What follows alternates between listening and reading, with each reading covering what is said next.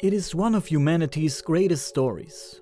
Two small silver spacecrafts launched in 1977 have traveled farther from Earth than any human-made object ever before. The Voyager 1 and Voyager 2 probes, initially conceived as interplanetary explorers of our solar system, have become pioneers venturing into a realm we can barely comprehend: interstellar space. But what have they reported from there? What secrets lie at the edges of our cosmic home? The answers are fascinating, perplexing, and full of scientific enigmas.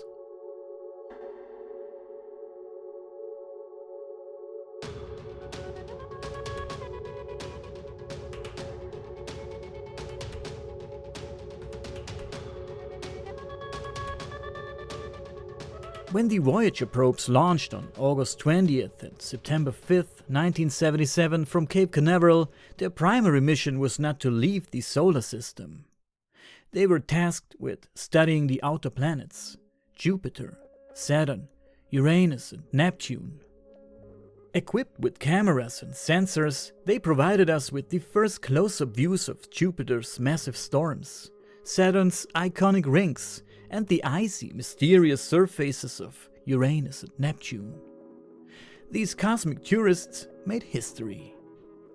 But after 1989, when Voyager 2 sent its final images of Neptune back to Earth, a new chapter began. With no specific destination, but still in good condition, the probes were sent onward, deeper into space. What started as a bonus mission evolved into a groundbreaking exploration. To understand the edges of our solar system, one must first grasp the concept of the heliosphere. This giant bubble of plasma and magnetic fields is created by the Sun. The solar wind, a constant stream of charged particles, flows outward into space and forms this bubble. Within the heliosphere, the Sun's influence dominates. Outside lies the interstellar medium, a remnant of our galaxy's birth, filled with cosmic radiation, dust and mysterious energies. However, the heliosphere doesn't have fixed boundaries. It expands and contracts in sync with the Sun's 11-year cycle. At its edge, about 15 billion kilometers from Earth, the solar wind meets the interstellar medium. This zone, known as the termination shock, marks the beginning of the Helios Heath. Here, the solar wind slows abruptly and begins to flow backward. Further out lies the heliopause, the ultimate boundary where the Sun's influence ends. Voyager 1 reached the termination shock in 2004 and the heliopause in 2012. Voyager 2, traveling in a different direction, crossed these boundaries in 2018. Their measurements of magnetic fields, charged particles and cosmic radiation revealed a dynamic and complex interplay between the heliosphere and the interstellar medium. We've learned how little we actually know about the heliosphere, explains space physicist Merev Ofer from Boston University.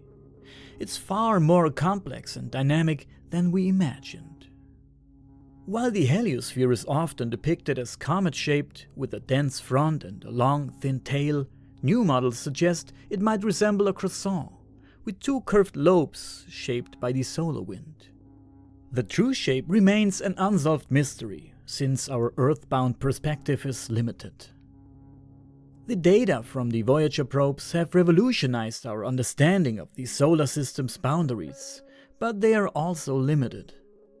The Voyagers are like biopsies of the heliosphere, says David McComas, a space physicist at Princeton University.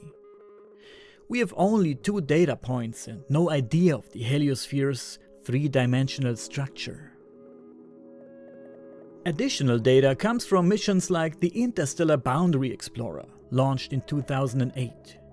This satellite measures neutral atoms flowing back from the heliosphere and has revealed a mysterious energy ribbon, a band of intense particles crossing the Helios Heath.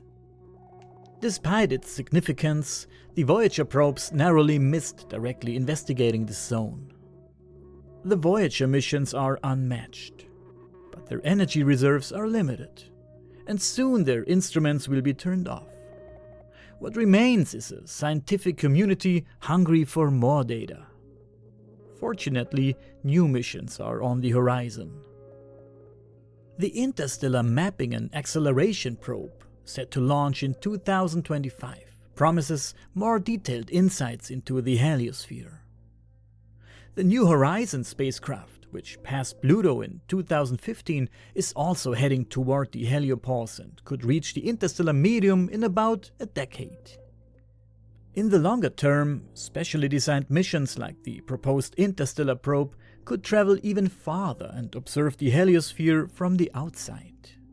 However, this mission has not been prioritized in the United States, while China is working on its own interstellar exploration project.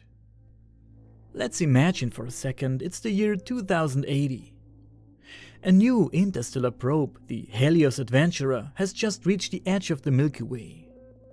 Its sensors pick up signals, not from stars or planets, but from another civilization, also seeking answers. Decades-old data from the Voyager probes, once dormant, are reactivated to chart a map of interstellar regions. At that moment, it becomes clear. The small silver probes of 1977 were not just messengers of science, but trailblazers of a new era of interstellar exploration. The Voyager probes have taught us how little we know about the edges of our cosmic home. The mission may end, but the legacy lives on. They are symbols of human curiosity and perseverance, messengers that remind us that the desire to understand the unknown knows no bounds.